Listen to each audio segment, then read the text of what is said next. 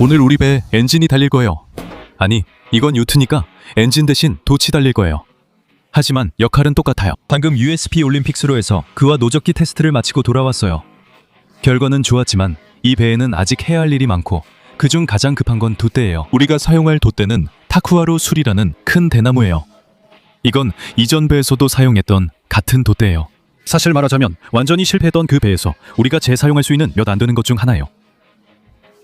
그리고 제가 멋지다고 생각하는 건 우리가 임기응변과 적응, 재활용 정신을 계속 유지하는 점이에요. 우리가 매뉴얼 두문도에서 한 것은 완전히 새로운 배가 아니라 그 배들의 역사가 담긴 부품을 실은 것입니다. 첫 번째 도전은 마스트를 지지대에 단단히 고정하는 것입니다. 지금은 조금 흔들립니다. 우리는 오토바이 타이어 튜브 조각을 몇 개 감아보고 그 위에 페트병띠를 녹여서 덮어볼 거예요. 이걸 가열하면 수축하면서 꽉 감싸주고 모든 걸 제자리에 고정시켜줘요.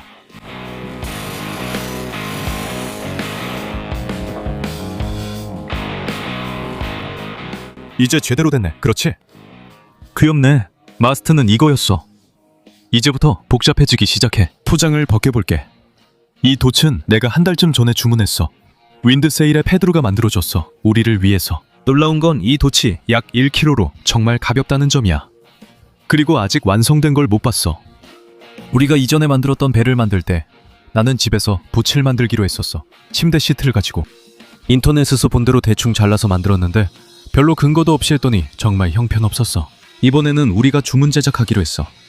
그리고 그게 항해하기에도 더 좋고 훨씬 더 예쁜 돛을 가질 수 있게 됐지. 그리고 우리가 여기 미니어처에 만든 것과도 아주 비슷해. 야, 이거 크기 좀 봐. 세상에. 와. 여기 모서리마다 다 보강되어 있어.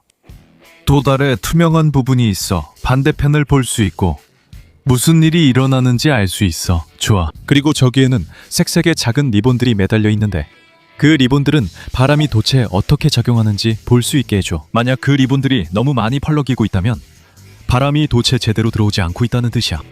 여기에 설치할 2개의 보조 마스트가 있고 아래엔 붐, 위엔 상부장대가 들어가. 여기 5cm 에그 5cm짜리 강목이 있는데 이걸 지름 4cm짜리 둥근 막대로 만들어야 해.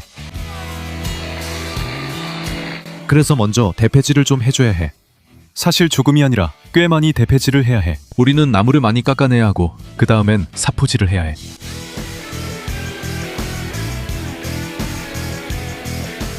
이제 우리가 조립하고 있어. 돛 시스템도 줄이 워낙 복잡해. 줄이 정말 많은데 기본적으로 가장 중요한 2개가 바로 이거야. 여기서 하나는 돛을 올리는 역할로 우리는 돛을 올리는 줄이라고 불러. 마치 깃발 올릴 때처럼. 저기서 케이블을 당기면 그리고 또 돛 각도를 조절하는 줄도 있어.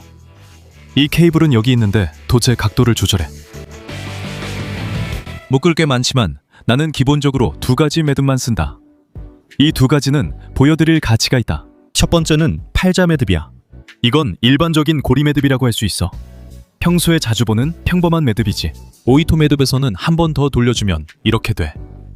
이렇게 변하는 거야. 이 오이토 매듭은 먼저 만약 줄 끝에 매듭을 묶고 싶고 나중에 풀기 쉽게 하고 싶을 때 좋아.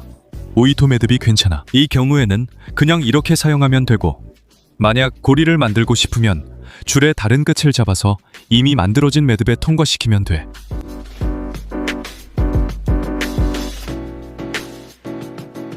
이 매듭은 절대 풀리지 않아. 내가 인생에서 가장 자주 쓰는 매듭이야. 알겠지? 이 매듭은 거의 어디에나 쓸 수 있어. 멋지지? 이게 더블 피겨 8 매듭이야.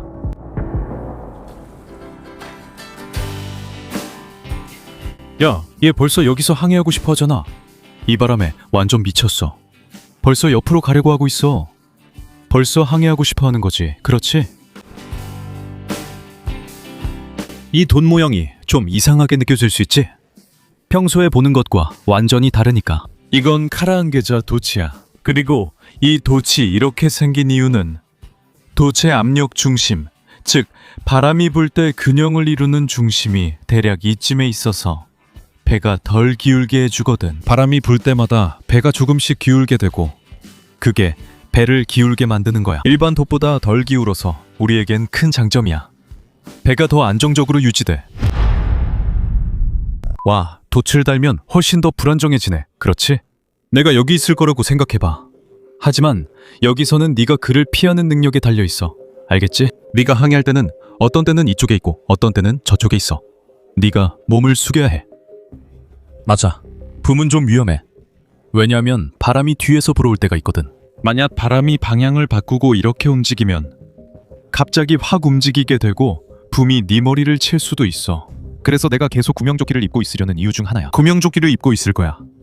왜냐하면 혼자 항해하다가 붐에 머리를 맞고 물에 빠질 수도 있으니까. 정신을 잃을 수도 있는데 만약 구명조끼를 안 입고 있으면 어떻게 하겠어? 이 영상에서 우리가 하려고 했던 일 중 하나는 배 밑부분을 칠하는 거였어. 매뉴얼도 문도에서는 원래 색인 초록색과 흰색으로 칠할지 말지 논의가 길었어. 미니어처 색이기도 하고.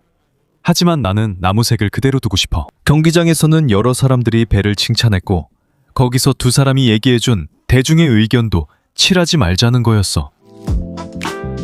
배의 구조는 지금 보시는 것과 비슷해요. 얘는 항상 여기 수영장에서 항해하고 싶어요. 나무가 많아 바람이 거의 안 불고 여기 바람이 정말 약해요. 항해에 필요한 몇 가지 세부 사항이 아직 남아 있어요. 키, 센터보드, 그리고 배에 아직 고정해야 할 것들이 좀 있고 여기서 어떤 매듭을 지어야 할지도 알아봐야 해요. 근데 정말 멋지고 너무 좋아요.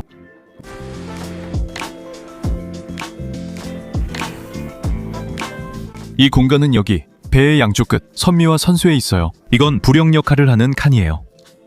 여기에는 점검용 뚜껑이 달리고 안에 뭔가를 보관하는 데 사용할 수도 있어요. 열 수 있어 정비가 가능하다는 점이 중요합니다. 또 이 장치의 핵심 역할은 배가 가라앉지 않게 하는 것입니다. 이게 잘 만들어져 있으면 배가 옆으로 넘어가서 물이 가득 차도 절대 가라앉지 않아요. 이건 침몰하지 않는 거예요.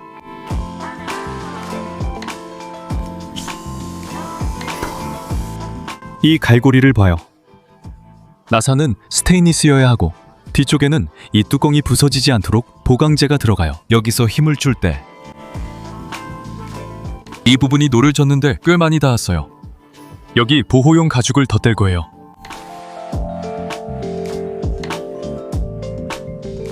여러분, 잠수함 벨러스트로 배를 만들고 있어요. 이 배를 물에 띄울 준비를 100% 마치려면 기본적으로 세 가지가 더 필요해요. 첫 번째는 키와 센터보드를 설치하는 거예요. 이게 바로 키인데 배의 방향을 잡아주는 역할을 해요.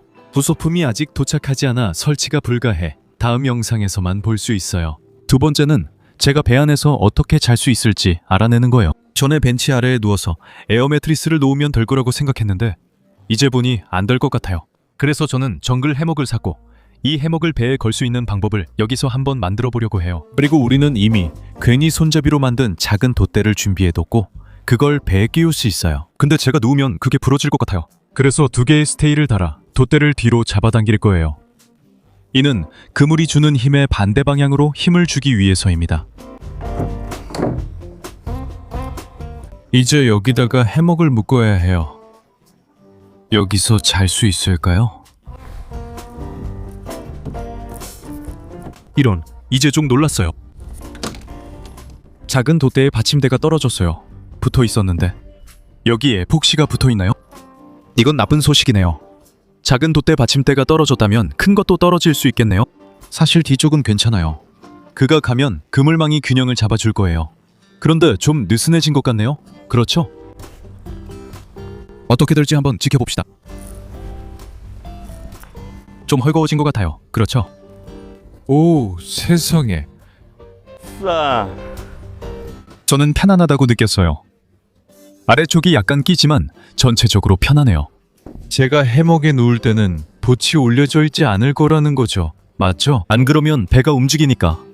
그래서 돛은 이미 내려가 있을 거예요. 그때는 배가 닻을 내린 상태에서 캠프를 차려야겠죠? 맞죠? 어딘가에 닻을 던져놓고 당연히 배에서 내리지는 않을 거예요.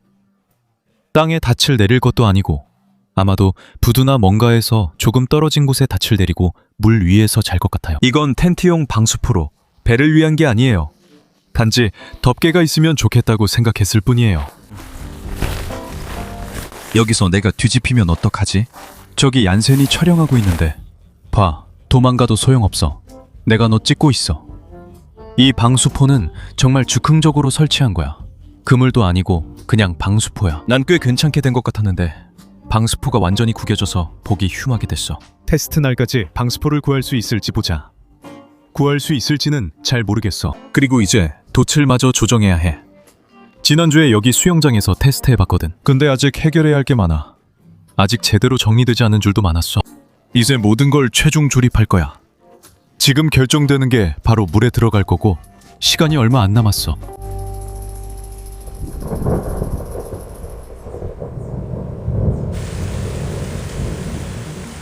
아까는 해가 쨍쨍했지만 지금은 비가 와. 이것도 우리한테는 테스트야.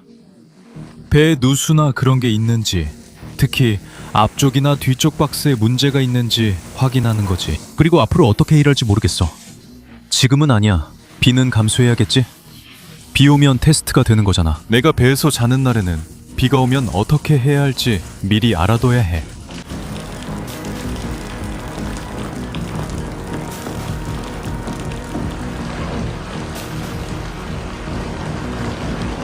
이게 내 닻이 될 거야. 이건 캐틀벨인데 8kg짜리 운동기구야. 다 닿으면 체인 한 조각이 들어가. 그래야 밧줄이 이름이 뭐였더라? 기억이 안 나네. 체인을 안 달면 밧줄이 호수바닥에 안 닿고 떠오를 수 있어. 그래서 체인을 달아야 해. 나는 닻이 좀 더 옆으로 가게 하고 싶어. 이 닻을 한번 테스트해보자. 실제로 물에 넣으려면 꽤 힘들 것 같거든. 됐어. 이제 닻을 내리자.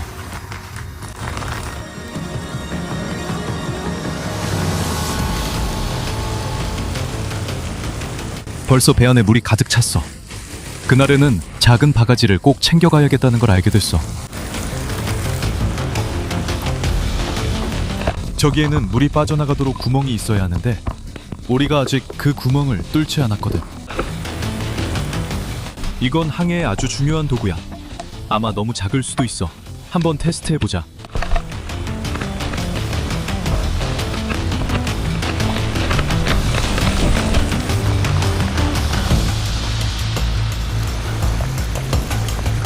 이베레, 거기서 젖지 않게 조심해.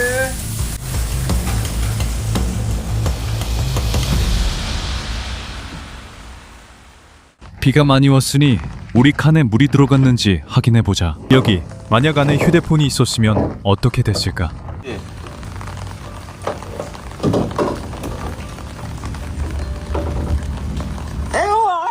문제가 생긴 것 같아.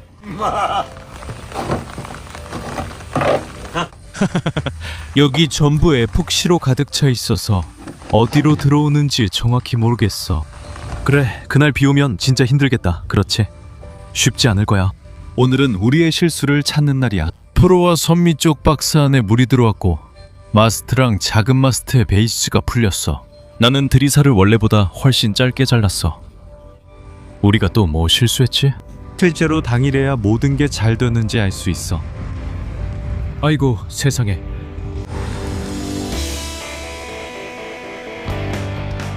우리가 아까 막 배를 물에 띄웠는데 촬영도 안 했어. 그냥 이 센터보드랑 키로 조금 테스트만 해보려고 했거든.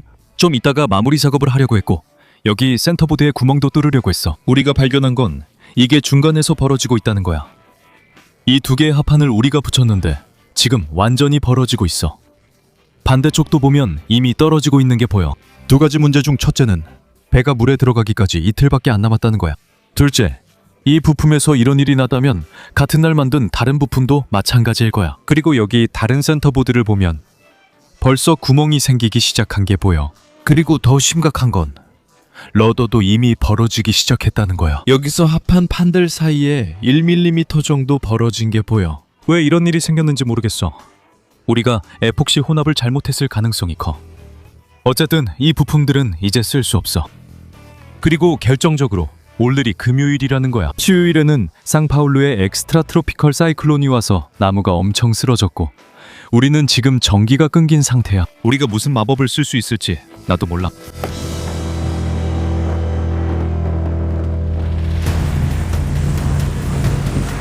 우와,